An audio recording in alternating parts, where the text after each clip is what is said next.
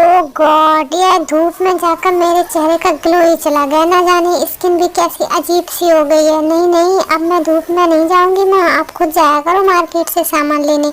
ओ नौटंकी, अच्छे से जानती हूँ मैं तुझे, साफ साफ क्यों नहीं कहती फेशियल करवाने जाना है तुझे। हाय मेरी प्यारी माँ, कितनी समझ है आपको। चलो निकालो 2000 रुपए, मैं अब भी फेशियल करवा कर आती हूँ।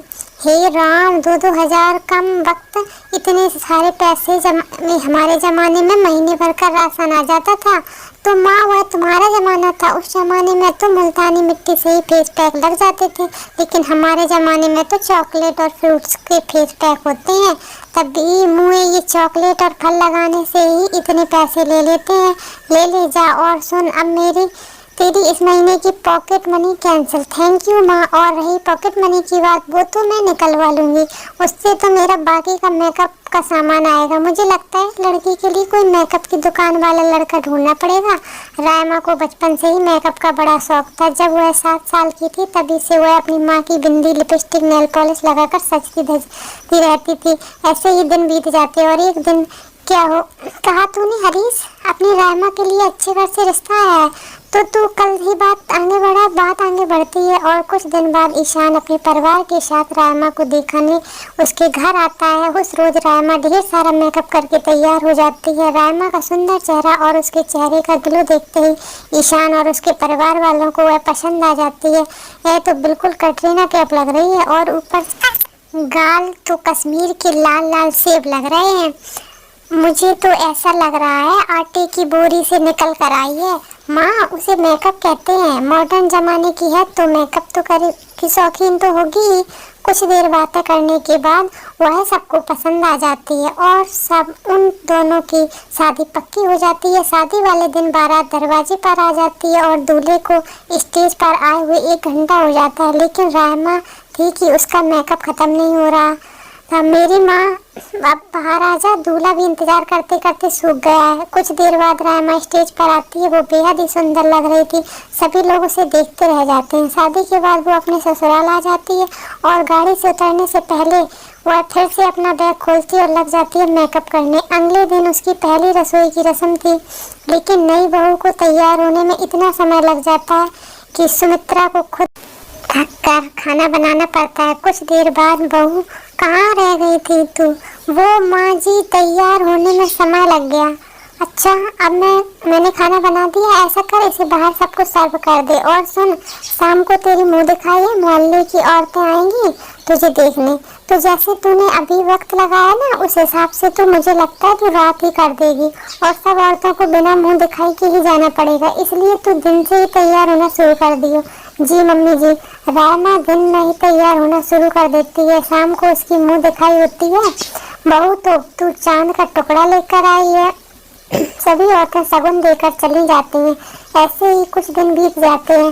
फिर एक रोज दिन के वक्त दरवाजे की घंटी बजती है। माँ जी, मेरा पार्सल आ गया, आप जाकर ले आइए ना, मैंने नेल पॉलिश लगाई है। अच्छा ठीक है। सुमित्रा जाकर पार्सल लेती है। लाइए आंटी जी, पैसे दे दीजिए।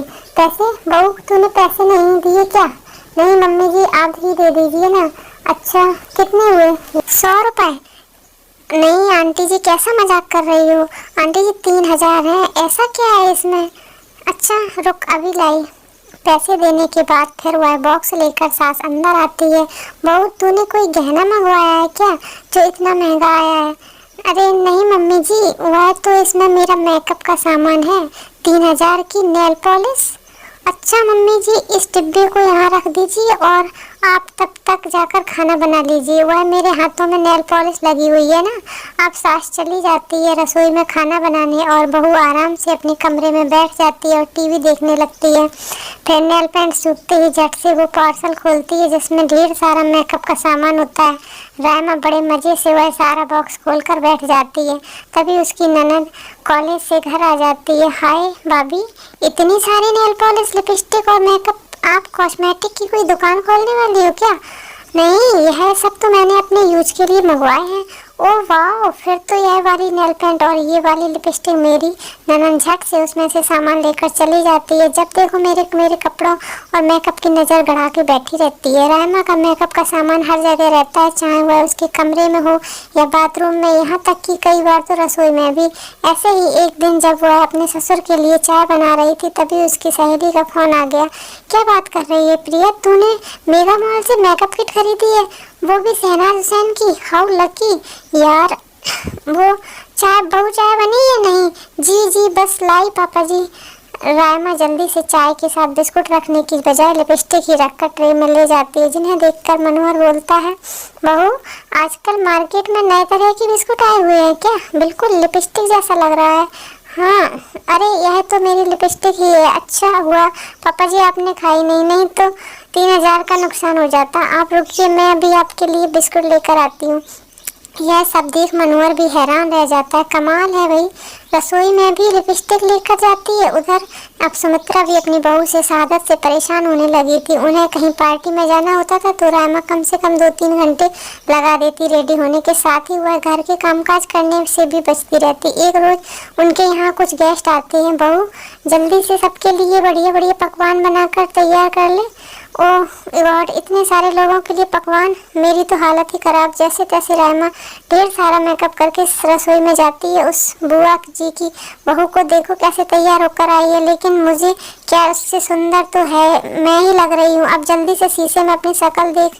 तो रायमा खाना बनाते बनाते बीच में एक छोटे से शीशे में अपनी शक्ल भी देखती रहती है। और नो, ये मेरा काजल कैसे फैल गया, अभी ठीक करके आती हूँ। रायमा कमरे में काजल लगाने चली जाती है। और नो, गैस के पास खड़े खड़े मेरी हालत खराब हो गई, ऊपर से सारा मेकअप भी खराब हो गया। जल्दी से फाउंडेशन लगा लेती हूँ।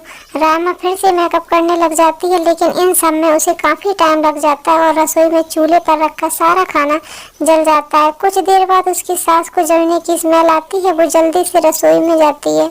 सत्यानाश, मेरी ही गलती थी जो मैंने इस मेकअप की दुकान को खाना बनाने के लिए कहा। वह उसे कुछ नहीं कहती, लेकिन उनके जाने के बाद वो अपनी बहू को खूब सारी खोटी सुनाती है। इस बहू से तो बस मेकअप करवा लो और किसी काम के लिए इससे बोलो तो आफत आ जाती है। इसको सच कहूँ बहू, तो मैं परेशान हो गई हूँ तुम्हारी इस मेकअप करने की आदत से। लेकिन अपनी सास की बात से भी उस पर कोई असर नहीं पड़ता। और एक रोज़ कुछ ऐसा होता है कि रायमा खुद भी हैरान रह जाती है। हे राम, यह मेरे चेहरे पर क्या हो गया? उसके पूरे चेहरे पर मेकअप करने के कारण खूब सारे दाने आ जाते हैं। वो अपने पति के साथ डॉक्टर के पास जाती है। देखिए, किसी भी चीज़ को आती हमारे लिए नुकसानदायक होती है। ज़रूरत से ज़्यादा मेकअप करने के कारण इनके साथ ऐसा हुआ है। अब रायमा को अपनी गलती का एहसास होता है और अब वह मेकअप करना बंद करती है। अब बस कभी कभार पार्टी में ही मेकअप करती थी, जिससे उसका चेहरा भी ठीक हो गया। साथ में अब वह पूरी तरह से घर के कामकाज भी मन लगाकर करने लगी, जिससे अब ससुराल